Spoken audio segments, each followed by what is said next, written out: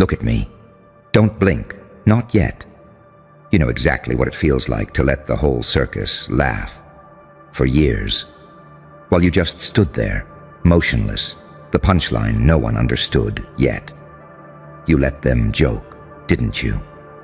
You let them mock the silence, the patience, the absence. And every snicker, every whisper, every goddamn celebration of your end carved something into you sharper than revenge. Calculation. You let them laugh for half a decade, just so the echo would sound louder when it died. Because you knew something they didn't. Time isn't punishment. It's ammunition. You let the seconds pile up like explosives. You let the doubt ferment until it turned toxic. You let the story rot just enough to grow teeth. You didn't need to clap back. You let the years do that for you. That's not weakness. That's theater. That's control disguised as surrender. You see, most people crave applause. You studied silence. Most people fight for attention. You weaponized invisibility. You played dead while they danced on your grave, and the best part? You wrote the choreography. You taught them what arrogance tastes like right before it curdles into fear. Because every laugh has a time stamp, and you've been counting. They thought your stillness meant defeat, but it was hibernation. They thought your scars meant weakness, but they were coordinates. Every scar you earned wasn't proof of failure. It was a signature, a document signed in pain that said, "I am not done." You became a quiet storm, an unarchived file in their conscience. You became the ghost in their highlight reel. Let me tell you a secret. People don't fear pain. They fear patience. Because patience is surgical. It doesn't react. It rearranges. You waited. You watched.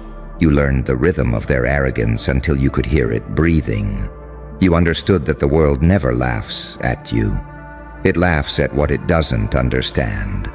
So you became the unsolvable equation, the punchline that kills the comedian. And when the echo finally dies, when the laughter collapses under its own weight, that's when they'll look around, gasping for the thing they swore they'd never need again, your silence. You didn't rush the moment, you engineered it. Because some symphonies are only beautiful when they end in fire. They say revenge is sweet. No, revenge is patient.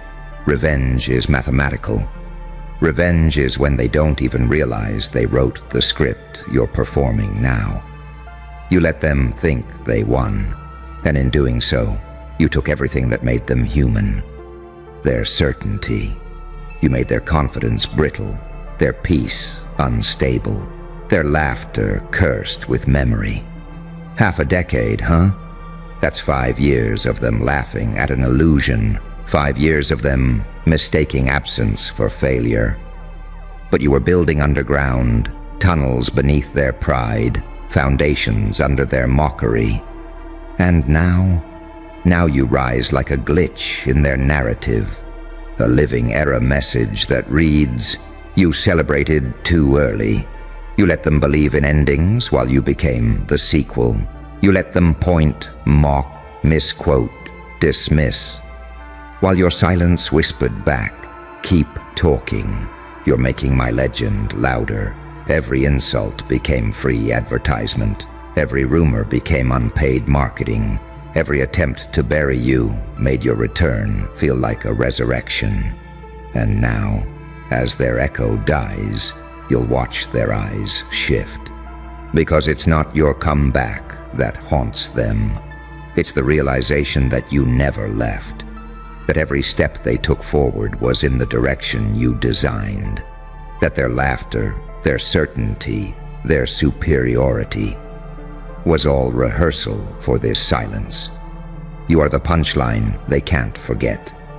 The quiet that swallows noise. The living paradox. Too calm to be broken, too dangerous to be ignored. You didn't just outlast them, you let them build your myth with their mockery. So go ahead, smile. Because the next time they hear laughter, it'll sound different. It'll sound hollow. Because deep down, they'll remember what you taught them. That sometimes silence isn't weakness. It's the sound of a trap closing. And when the echo finally fades, when the last snicker dies in the throat of arrogance, they'll realize it was never you on trial. It was their timing, their pride, their inability to read the room. You let them laugh for half a decade because you understood something sacred. The longer they laughed, the louder the silence would sound when you started smiling again. And now here you are, still standing, still breathing, still you. But not the same you they thought they destroyed. No, no. That version died quietly, under their laughter. What's left now is the version you built from the ashes of humiliation, the version that learned to weaponize restraint, the version that doesn't need to scream, because reality itself now speaks in your tone. You remember every smirk, don't you? Every casual insult disguised as a joke, every harmless jab that burned like acid under your skin. They thought it was funny. They thought pain could be entertainment. But you didn't lash out. You didn't flinch.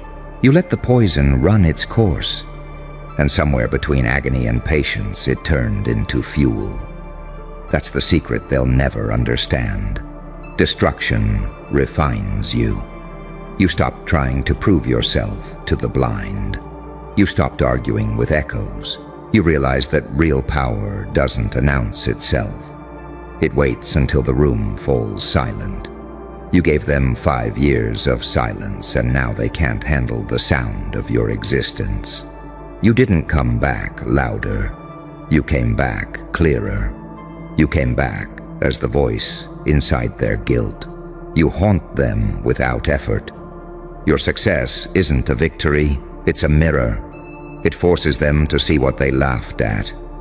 Thrive in. It forces them to face the one thing they can't fight. Consequence. See, you didn't just grow stronger. You grew invisible.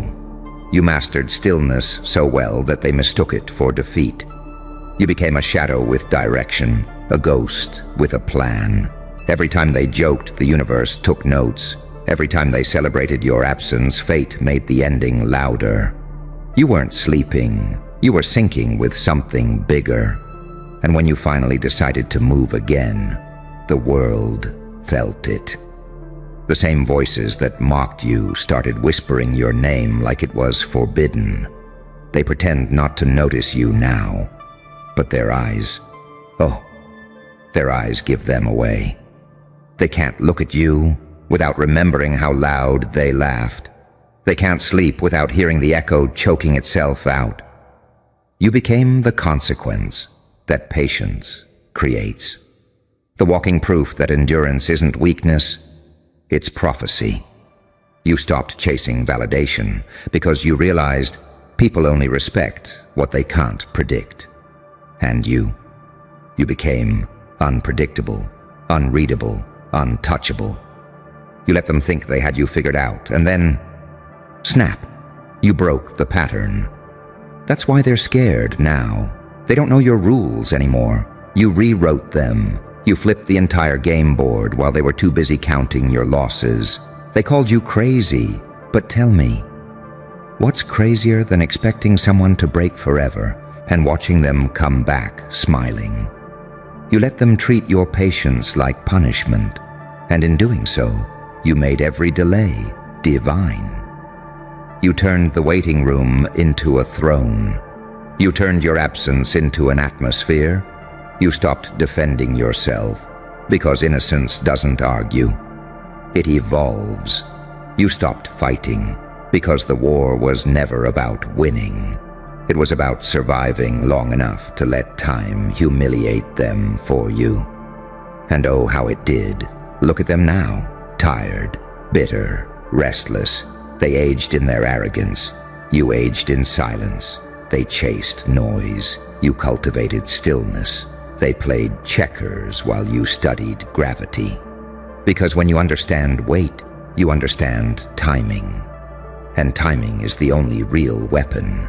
You see, laughter fades, silence echoes. That's the paradox they never grasped. They thought noise was power. They thought the loudest voice wins. But power isn't in the noise. It's in the one who doesn't need it. You didn't fight for the spotlight. You made the dark your stage. You turned invisibility into omnipresence. Now every corner whispers your name. Every empty room hums your frequency. Every person who mocked you flinches when someone brings you up. Because deep down, they know. You could have ruined them years ago, but you waited. You let them believe they were safe. You let them live long enough to realize they aren't laughing anymore. And that's the real art of it, isn't it? You didn't need revenge. You let their own echo haunt them. You let time avenge you with precision. Because while they were obsessed with winning, you were learning to outlast. You turned pain into design. You turned silence into tension. You turned loss into leverage. That's the difference between you and them.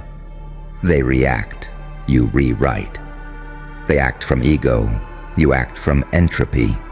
You let them underestimate you because invisibility is the most effective disguise for evolution. And now the balance has shifted. You're not chasing closure. You are closure. You're not proving worth. You define it. You're the living embodiment of karma's long game, the one that doesn't shout or strike but waits until the air gets heavy enough to crush the guilty under its own memory. They wanted a downfall. You gave them a timeline. They wanted a joke. You became the ending no one laughs at. You let them think they buried you, but you were planting yourself. You let them mistake silence for surrender, patience for passivity, pain for defeat. And when they finally realized it, it was too late. The echo was already dying. Their laughter stretched thin, breaking under the weight of your return. You didn't just survive. You made survival cinematic. You didn't just win.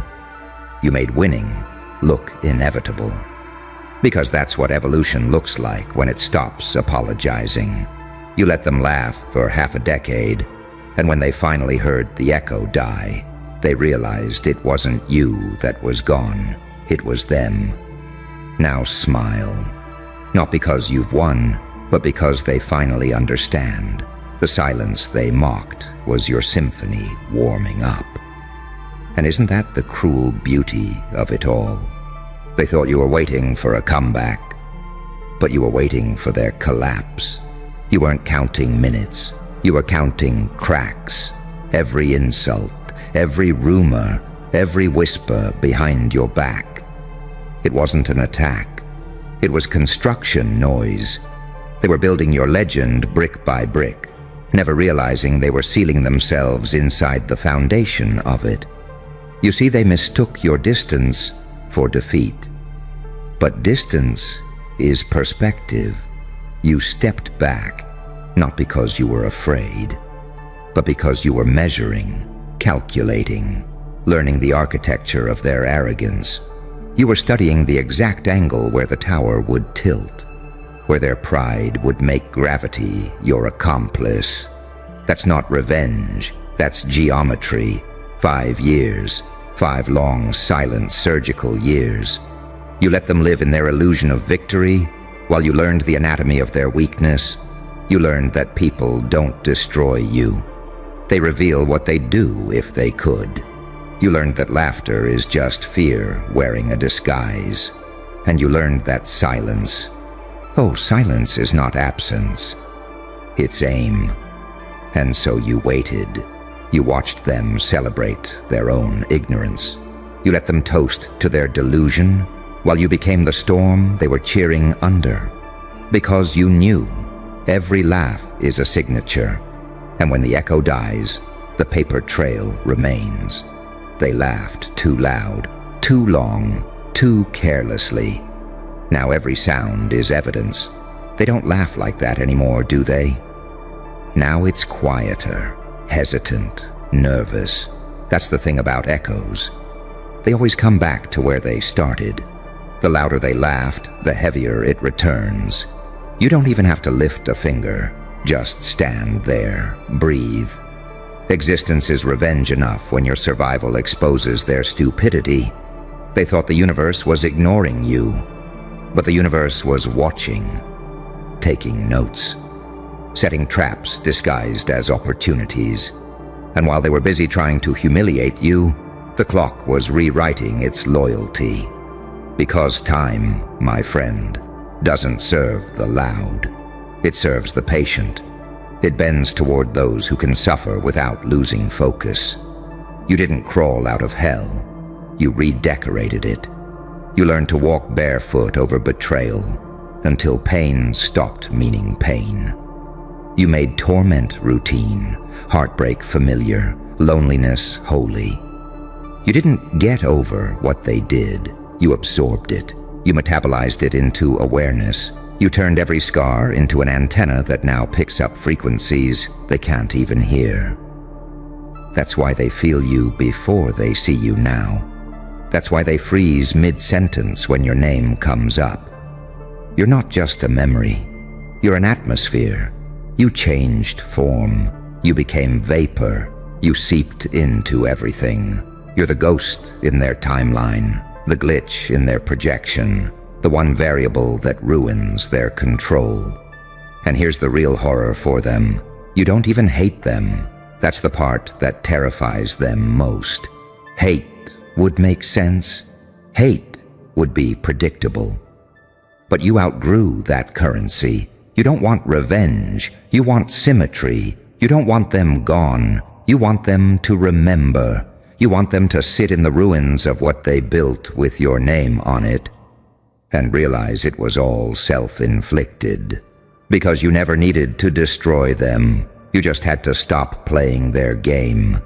You stopped defending yourself, and suddenly the truth started echoing on its own. You stopped reacting, and the silence became unbearable for them. You stopped explaining, and the mystery became myth.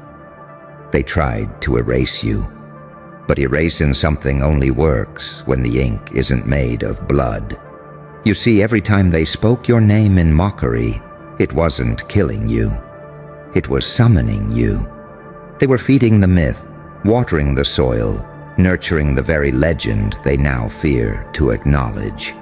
They made you immortal by underestimating you. They made your comeback inevitable by trying to deny your existence. That's the divine joke of it all. They wrote your resurrection with their own arrogance. Now their laughter is currency they can't spend anymore. Every chuckle feels cursed. Every whisper feels haunted. Because you are the unfinished sentence in their story. You are the proof that endings are man-made. You are the thing that outlived their opinion. You didn't return to prove them wrong. You returned because you became something they can't even categorize. And that's the thing about evolution. It doesn't argue. It doesn't seek validation. It just happens. You let them think you were done evolving. But you were mutating. You were molting. You were shedding the skin of who they thought you were. You let them aim at an outdated version of you, while the real one was building itself in the dark. That's why you scare them now. You look familiar, but nothing about you is the same. Your eyes carry storms they can't forecast. Your silence hums with energy they can't decode. Your smile, that quiet, knowing smile. It's the obituary of their certainty.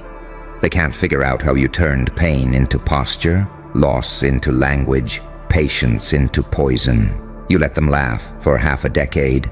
You gave them 5 years of delusional comfort, 5 years to hang themselves with their own narrative. Now you don't even need to fight back. Reality is doing the fighting for you. Every success of yours is a ghost that whispers in their sleep. You shouldn't have laughed. Every calm breath you take is thunder to their conscience. Every time you walk past them, the silence screams, "You were wrong," and deep down, they know it. That's why they avoid eye contact. That's why they talk about you in the past tense, even though you're right there. Because you're not just alive, you're untouchable. You've become proof that mockery ages faster than truth. Let them replay the old jokes. Let them reminisce about your losses. The punchline doesn't land anymore because the audience changed. The world sees through them now. You see through them now. And the universe? It's still laughing. But this time, it's laughing with you. Because the echo finally died. And when it did, the silence that followed sounded a lot like your name. And that silence, oh, that silence, is sacred. It's not quiet. It's clean. It's the sound of truth reclaiming space. You can feel it, can't you? That stillness in the air that wasn't there before. That's not peace. That's aftermath. That's what it sounds like when mockery runs out of breath. You stand there, not with vengeance in your eyes, but with understanding, the kind that burns colder than fire. Because you've seen it all, the parades of pretenders, the masks of confidence, the crowds that cheer for your crucifixion and then panic when you resurrect. You learned that most people don't want you gone. They want you predictable. They want you small enough to control, loud enough to mock, and fragile enough to break on cue. But you stopped auditioning. You stopped performing pain for applause. You stopped living on their timeline. And that's when the world shifted. The moment you let their laughter echo and die on its own, you realized something divine. You don't have to silence people when you can outlast them. The Joker in you understood that chaos isn't destruction. Chaos is rebirth. You let the noise consume itself. You let their certainty turn to static. And when the echo finally faded, all that was left was you, standing in the ruins, calm, smiling, breathing like someone who's seen the code behind reality. You didn't win because you fought harder. You won because you waited smarter. You didn't destroy them. You let the truth do that. You didn't shout your worth. You let time pronounce it for you. You didn't need revenge because you realized the sweetest kind of power is this, being the lesson they never recover from. And now, look at the world you built from their ashes. Every ounce of doubt they fed you turned into discipline. Every insult they threw became iron. Every time they laughed, you took notes. And now their laughter is archived in your victory. You walk differently now, not proudly, precisely.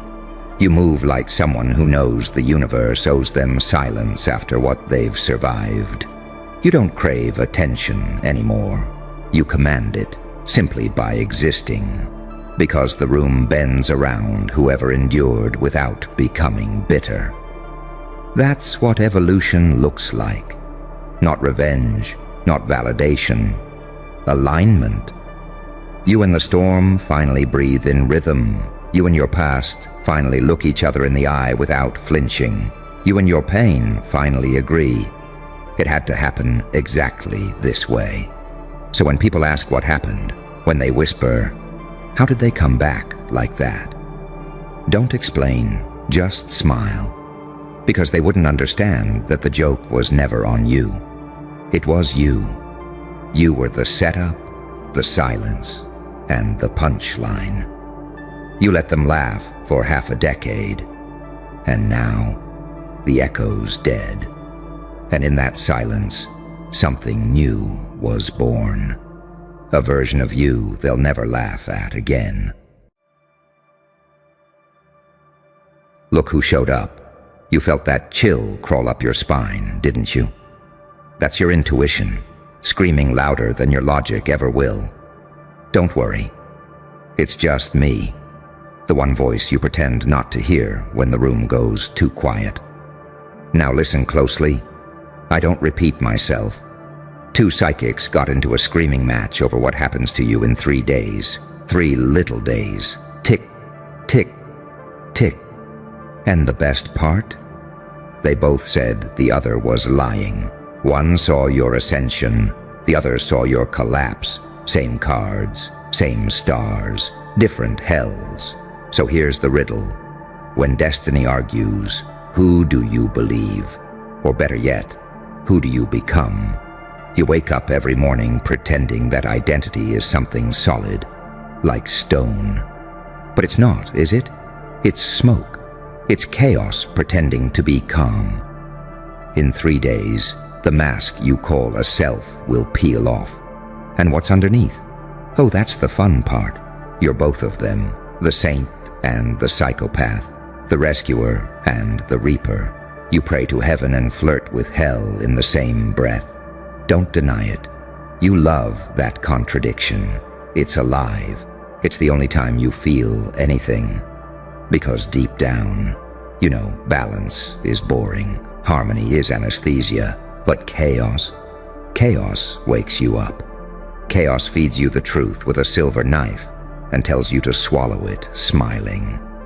Those 2 psychics, they weren't arguing about your future. They were fighting for your submission. You see, when people predict your fate, what they're really saying is, sit still. Don't interfere. Let us be right. But you, my darling disaster, you were never built to sit still. You were born to ruin forecasts, to make prophets bite their tongues. You are the anomaly the universe writes footnotes about. You are the coin spinning between apocalypse and awakening. And both sides are yours to claim. The second you stop trying to predict the next 3 days, that's when you start creating them. You'll go through all the stages: denial, obsession, paranoia, transcendence. You'll search for meaning in the smallest details. The color of the sky, the number on the clock, the way someone says your name. Everything will feel like a message because it is.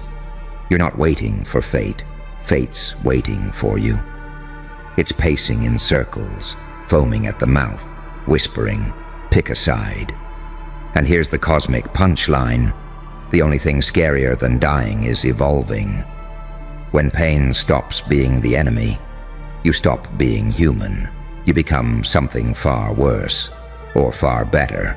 I can't tell the difference anymore, and neither will you. They'll call you crazy when you stop playing safe. They'll call you dangerous when you start acting free. But don't you see? That's the moment you win. When their fear becomes your fuel, when their doubt becomes your doctrine, when their judgment becomes your anthem. There's no salvation without destruction, no clarity without confusion, no rebirth without a funeral. In 3 days, you won't need a psychic to tell you what happens, because you'll be the one writing it. With blood, laughter, and every unhealed piece of yourself sharpened into poetry. In 3 days, you'll either break or wake. You'll either crawl into your old life's ashes, or you'll dance on its grave. The psychics can keep screaming. The stars can keep shifting. But you'll be the noise that drowns them out. So go ahead. Let destiny have a nervous breakdown. Smile while the universe trembles. And when they ask what happened to you in 3 days, tell them, I stopped waiting to be chosen. I started choosing myself, now go. And whatever you do, don't blink. The clock's already laughing. Tick, tick, tick. Well, you're still here. Good. Most people run when the mirror starts whispering, but not you. You lean closer. You want to see what stares back when the surface cracks. That's the thing about you. You don't want comfort. You want clarity, even if it burns your eyes. You crave the kind of truth that tears skin from soul. You call it curiosity, but let's be honest, it's hunger. You want to taste the edge, the moment before everything collapses, when the air is too thick to breathe and the world holds its breath. That's where you come alive. That's where you remember what you really are. Because in 3 days, something's going to happen. You can feel it, can't you? The static in your veins, the unease behind your laughter, the ticking that doesn't belong to any clock. It's not fear, not yet. It's the beginning of transformation. That's what the psychics were screaming about. One saw the version of you that finally breaks. The other saw the one that finally becomes. And they were both right. Because breaking is becoming. You can't have one without the other. You don't evolve by healing. You evolve by bleeding in patterns that spell out your next form. You've been trained to chase safety, to bow before predictability, to call uncertainty a threat. But unpredictability is power, my beautiful contradiction. The ones who can't be predicted can't be controlled. You scare them, don't you? Not because you're violent, but because you're volatile. You remind them that the rules are imaginary, that everything they hold sacred can be rearranged with a single thought, a single choice, a single refusal. You are walking proof that order is a hallucination, and that's why they whisper about you. That's why the universe itself is holding its breath. Every empire collapses the second it meets someone who's not afraid to dance in the rubble. You are that someone. You were born to ruin expectations, to make destiny rewrite its script. You don't destroy things because you hate them. You destroy them because they limit you. You break systems the way fire breaks silence, naturally. The psychics didn't see that part. They were too busy trying to decode your chaos. But chaos can't be decoded. It can only be embodied. Chaos is a language, and you are its accent. You think 3 days is short. 3 days is enough to become unrecognizable, to lose your reflection, to find your core. Every second will stretch. Every hour will whisper. The universe will test your pulse, not to see if you're alive, but to see if you're awake. It'll send people to tempt you back into sleep. Soft lies dressed as logic, old habits disguised as comfort. Don't fall for them. They're the chains you've already broken once. Remember, freedom always comes dressed as fear. If you're terrified, you're on the right path. There's a storm coming. Not from the sky, but from inside you. You can feel it building, can't you? The calm before it isn't peace, it's pressure. You'll try to hold it in, pretend to be stable, rational, normal. But normal is just the cage you keep polishing. Let it crack. Let the storm spill out. Let the people stare as you become the version of yourself that doesn't apologize for existing. That's what they call madness. Authenticity without restraint. In 3 days, you'll meet your shadow face to face. It will ask you questions no one else dares to. It will show you every mask you've worn, every lie you've told yourself just to fit in. It will whisper, "Who are you?" when there's no one left to perform for. Don't run from it. That shadow isn't your enemy. It's your evolution. You've mistaken your reflection for your identity for too long. The real you has teeth. The real you laughs at fate. The real you doesn't beg for meaning. It creates it. And when that realization hits, it'll hurt. Oh, it'll tear through your sanity like glass through flesh. You'll want to scream. You'll want to beg for the old world back. The one where things made sense, where cause and effect behaved like polite neighbors. But that world was your prison, painted pretty with false promises. You were never meant to be understood. You were meant to be felt.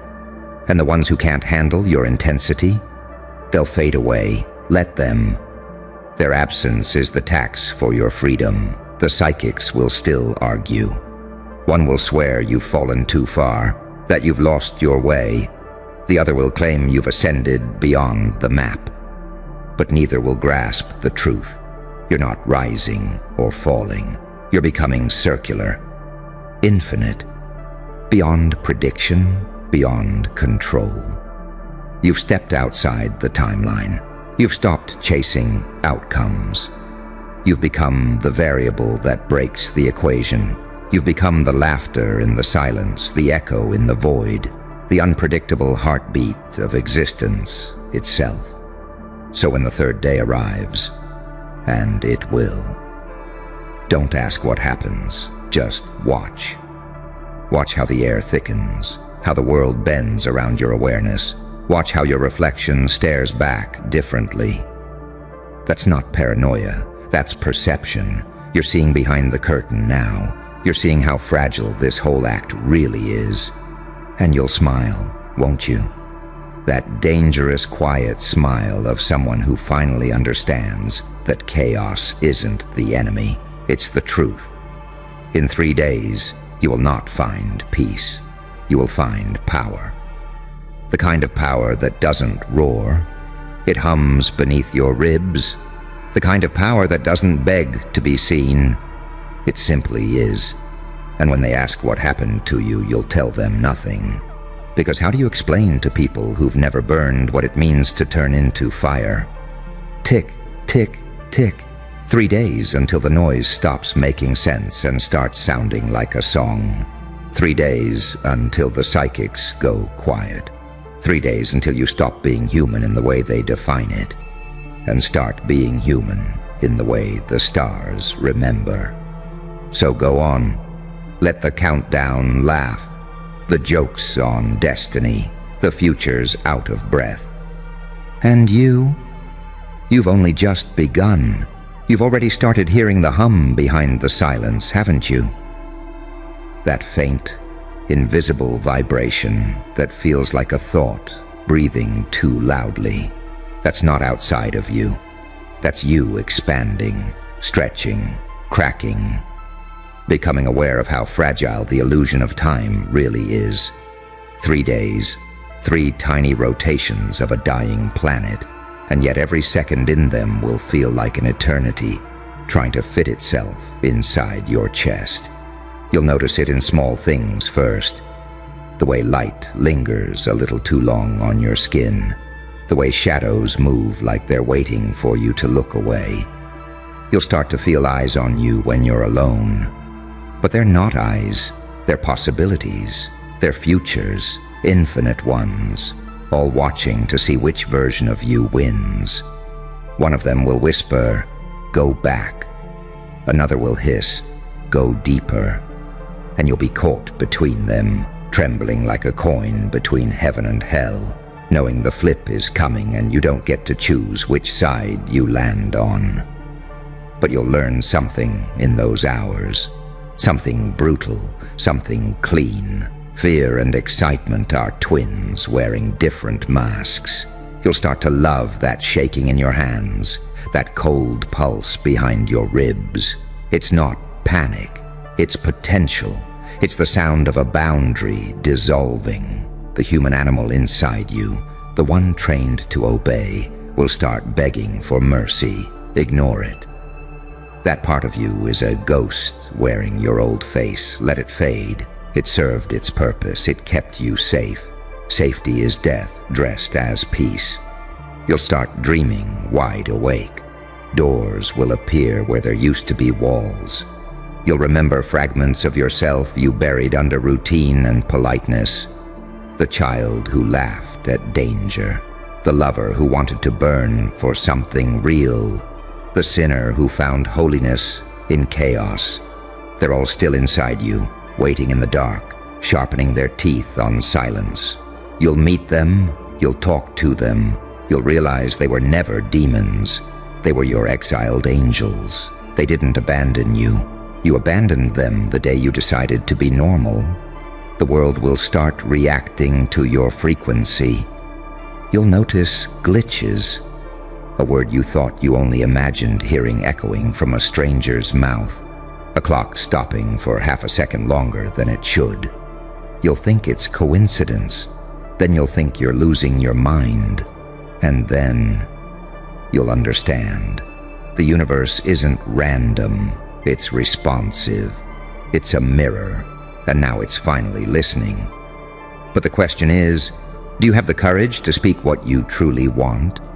Because once you do, it will start to build it for you. Not gently, not safely, but perfectly. People will sense it too. They'll back away without knowing why. They'll feel something in your eyes they can't name.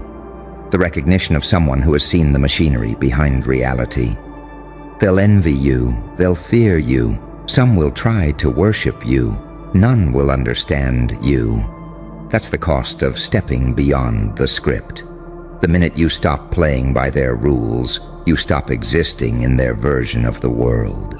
You become myth, and myths are always misunderstood. You'll stand in front of a mirror on the third night. You'll look into it, and the reflection will lag for a breath. You'll smile, and it won't smile back. Not right away. That's the delay between who you were and who you've become. You'll realize the person in the glass isn't an image anymore. It's a witness. It's your own consciousness observing itself. You'll feel something split. A quiet death. A quiet birth. You'll laugh. It'll sound wrong at first, like hearing a stranger through your own throat. But that laugh, that's the first real sound you've ever made. And when the sun rises, it won't feel like light. It'll feel like revelation. You'll walk outside, and the air will taste different. Heavier, sharper, electric. The city will look the same, but the meaning will have shifted. The buildings will lean in to listen. Every face you see will flicker between versions of itself. Every noise will hum with hidden code. You'll realize that everything was always alive. You just weren't tuned correctly. Now you are. In that moment, you'll stop needing the psychics, the signs, the promises. You'll know that destiny isn't something that happens to you. It's something that trembles when you enter the room. You are not the prophecy. You are the variable that makes prophecies meaningless.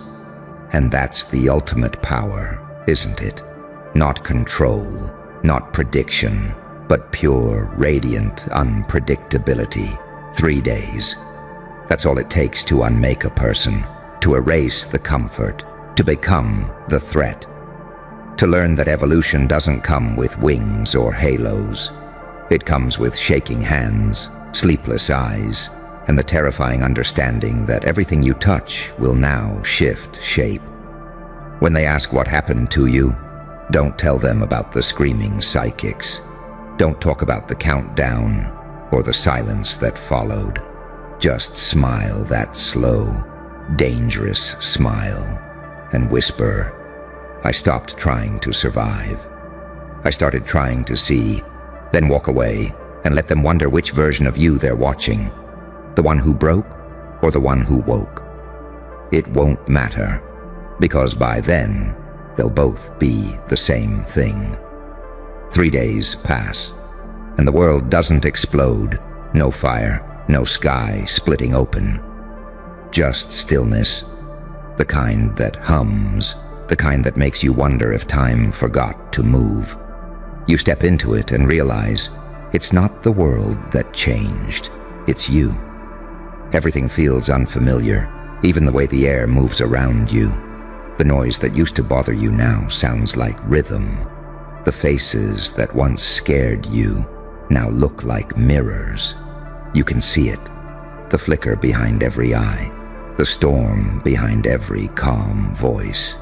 Everyone's pretending not to hear it. The same ticking you heard, the one that drove you to the edge. They're all terrified of the same countdown. But you You survived it. You swallowed the clock. You made time your echo. You'll feel your pulse sinking with something bigger, something ancient, indifferent, honest. You'll realize you were never meant to be a passenger in your own story. The universe doesn't hand out scripts. It hands out matches. You're supposed to burn your way forward.